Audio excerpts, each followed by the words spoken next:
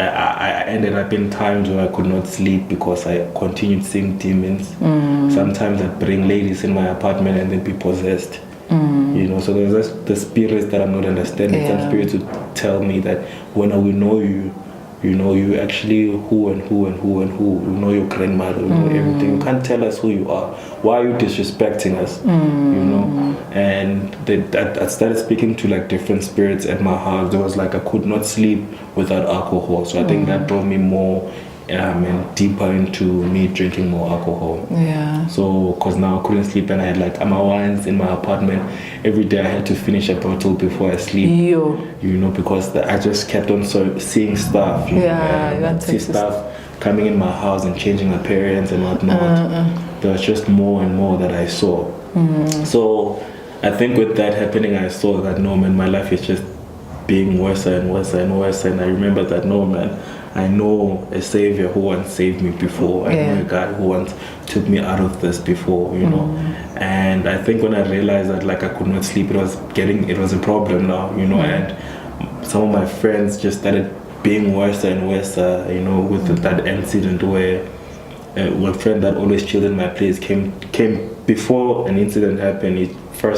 He came in at night and said, "Hey Lifa, can you please borrow me your bag and a charger for a laptop? I'm going somewhere for work," you know.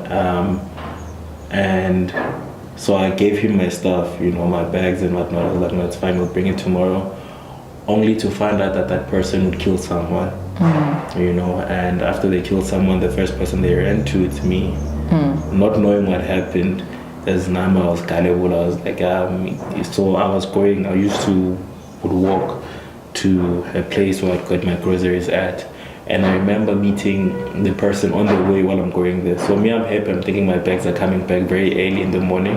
And this person is like, "Hey Lifa, can I please talk to you?" He's driving a car, and for me, Nanimazi, he's like, he doesn't have the car. So he greeted me from a distance and said, "Hey Lifa, luckily there was a pavement, so I couldn't climb the car. I was like, "Okay, go to the apartment, I'm coming."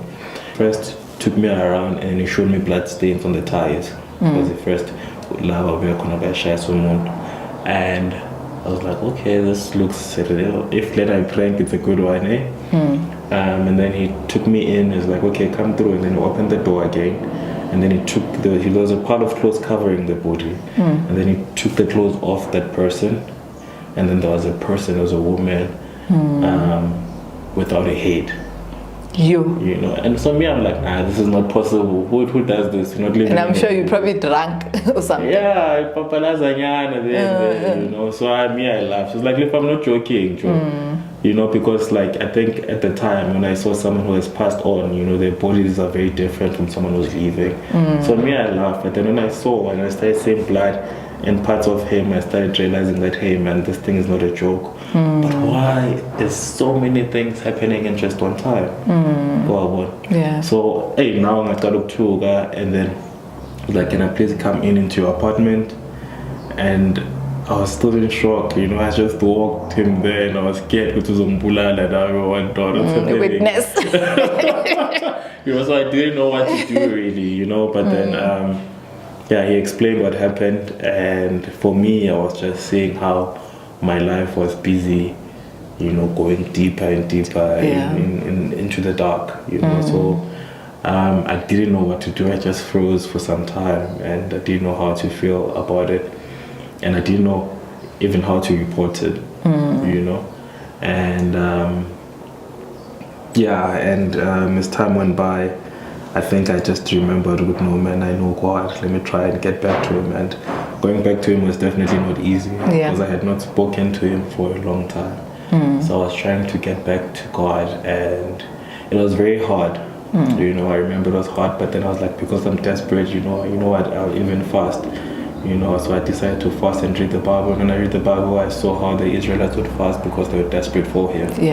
And I think I did the same thing, you know. And I think a friend of mine also gave me a book called The Heavenly Man. And he documents his experiences with God, you know, how he prayed, a man from China, and how he prayed when he saw God. So I meditated on that book and I saw how he fasted, you know, and it pushed me to read the Bible more and to seek, you know, and know that I'm not an outcast in God. You know, God is always waiting for us. Yeah. So I think at that time I just started going in at first, you know, from 6 in the morning to 6 in the evening. I did not hear anything. I just felt like I was so far from God, you know, I could not hear anything at all.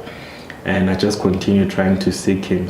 And in my mind, as much as I was fasting and doing all these things, my mind was not that if things are good, I'm leaving this man and going back. My mind was not there. My mind was like, as soon as I have this dark cloud out of me, I'm returning to my business because I'm making a good living, you know. So I think God just started breaking down these things for me to actually start over and know him again. So what he did is he just like reintroduced himself to me, you know, and how we live to serve him and not the other way around, you know, and how our plans must align to what he planned for us, you know, unlike us telling him what to do, you know. Kipela was like, so I think because of the fasting and how that time was, I ended up like submitting and seeing who God was and how he wants to be served.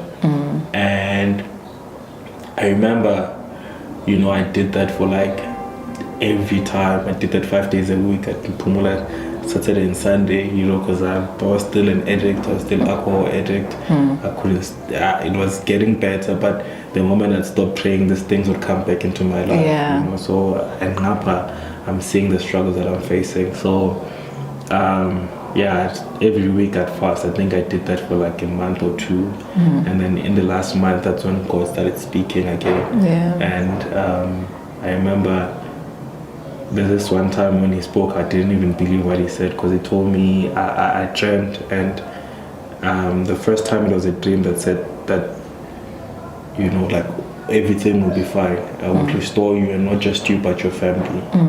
You know, I'll restore you and your family will know me through you. You know, I will not just help you out of the situation, but I'll also help your family. And that's after only 2 months or whatnot.